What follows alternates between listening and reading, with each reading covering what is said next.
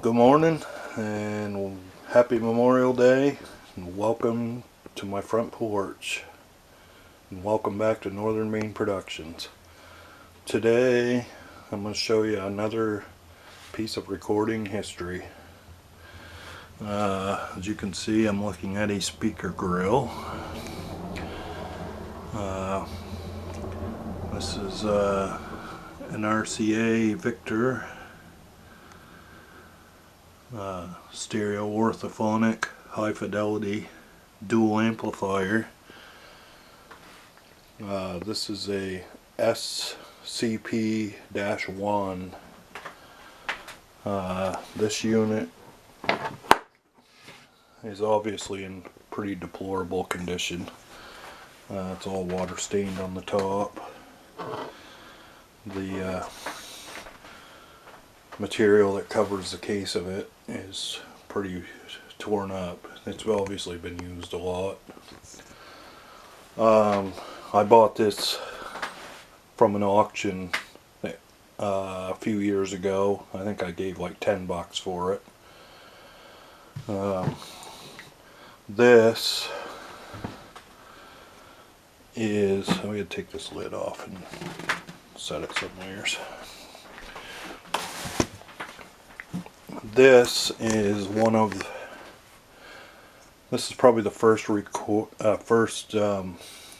attempt by a manufacturer to make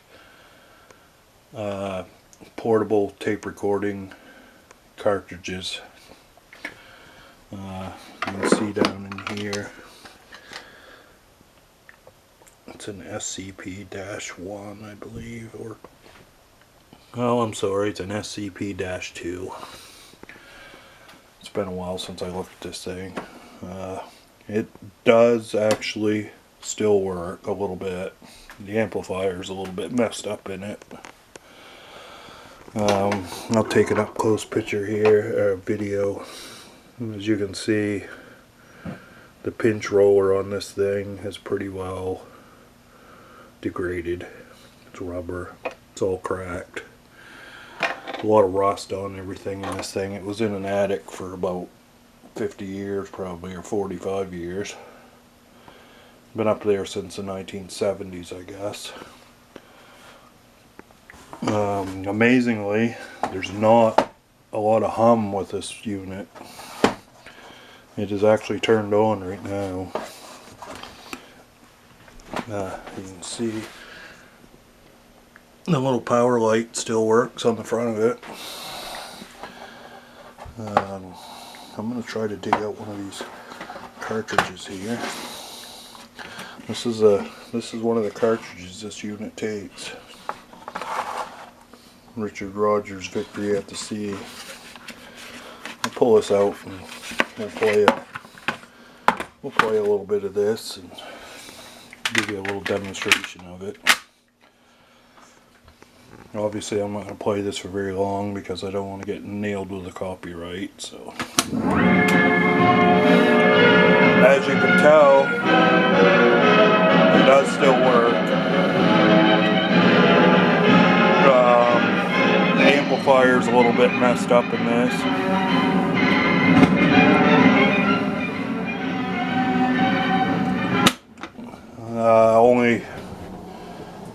Only one side of the amplifier works in this. I think the output transformer is bad in one side because it had some external speaker connections that were kind of haphazardly hooked up, and I believe that they shorted together. I think this thing it's got a auxiliary channel on the back of it here, but I'm not sure. I can't remember. I think, if I recall, those wires ran out of the inside. They were spliced onto the speakers and they come out through here, and there was bare wires on them everywhere. When I got this box of old sound tape cartridges with it. Most of these are factory recorded cassettes. I do have a blank cassette here. This is probably from the late 60s probably. Me and my nephew just had this going a few minutes ago, and we tested, it still has the microphones with it. We tested that out, and it does actually still record amazingly. The bad thing is, I had this apart a few years ago, and most of the rubber wheels inside of this and everything are in very poor condition.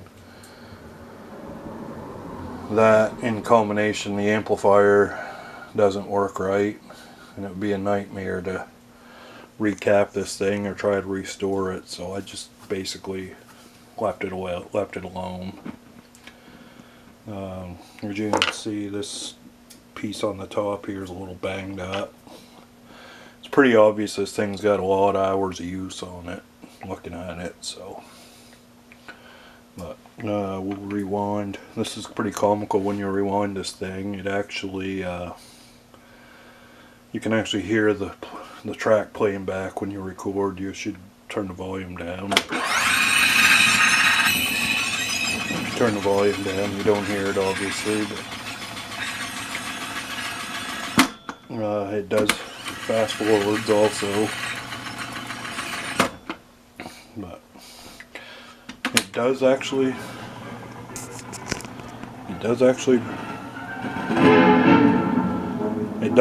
sound too bad. It does make, you know, it, for something that's as old as this, I believe this was introduced in 1958. It's got a pretty unique sound to it. But anyways, I'm going to stop that there now. But it's got a tape counter on it. Obviously that doesn't work. The old rubber band that used to drive that, the rubber belt, is long gone and disintegrated. It's got a balance control here on the front of it. It's got some different settings here for playing it in mono or stereo, in an auxiliary setting. It's got some auxiliary input jacks on it, which do not work. The microphone jacks though do work. This is your playback and record knob, and this is your on and off switch, your volume, your tone control. You actually have to pull up on this to turn it on. That's your volume, this is your tone. It's actually got some recording level lights on it here. These do appear to work when you're recording, amazingly. But anyways, I'm going to end it here, I guess. That's enough.